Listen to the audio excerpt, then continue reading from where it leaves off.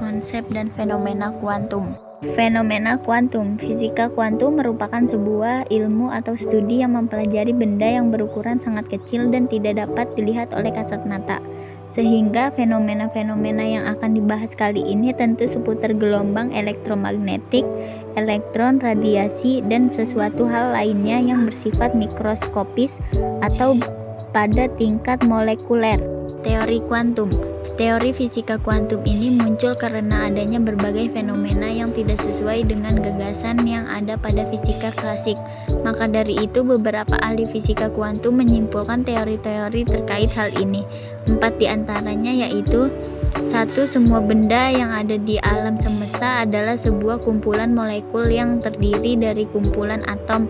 Semua benda yang dapat dilihat secara fisik ini tidak lain adalah energi yang bergetar.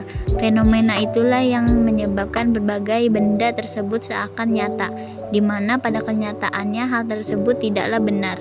2. Benda yang ada pada alam semesta berasal dari ruang hampa dan merupakan sebuah energi yang tampak dan juga bergetar. 3. Para ilmuwan fisika kuantum juga telah membuktikan bahwa sebuah benda bisa berada di dalam 2 dimensi berbeda di waktu yang bersamaan.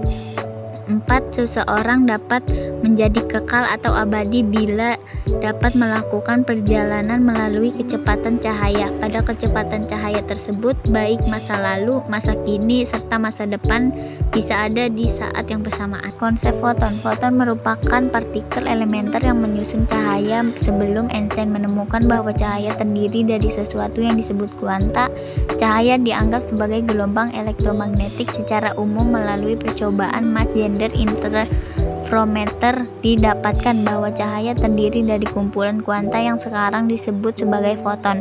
Foton bersifat sebagai gelombang dan juga sebagai materi. Pembuktian bahwa foton merupakan materi didapatkan dari pemikiran Einstein mengenai efek fotolistrik.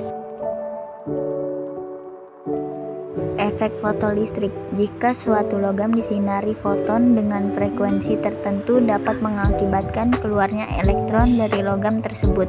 Peristiwa ini disebut efek fotolistrik, harus lebih besar dari fungsi kerja logam.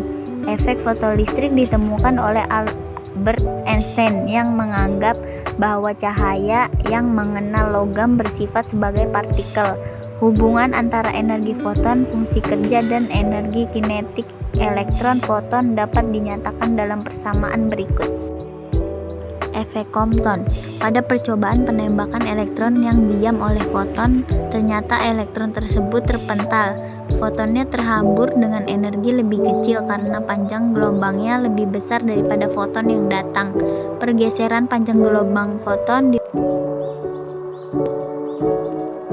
Radiasi benda hitam. Benda hitam adalah benda yang akan menyerap seluruh radiasi yang mengenainya atau benda yang tidak memantulkan cahaya yang mengenainya. Radiasi yang dipancarkan benda hitam disebut dengan radiasi benda hitam. Berdasarkan hukum Stefan Boltzmann, jumlah energi yang dipancarkan benda hitam persatuan luas permukaan persatuan waktu atau berbanding lurus dengan pangkat 4 temperatur terdenomikanya. Hukum pergeseran Wien. Hukum pergeseran Wien menjelaskan bahwa spektrum radiasi benda hitam pada suhu berapapun berkolerasi dengan spektrum pada suhu lainnya.